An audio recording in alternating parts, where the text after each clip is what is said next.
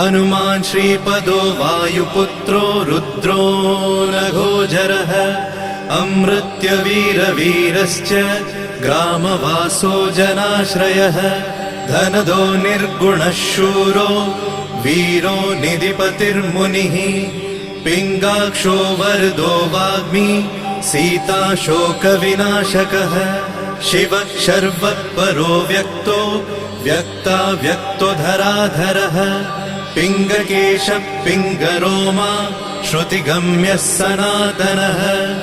अनादिर्भगवान् देवो विश्वहेतुर्जनाश्रयः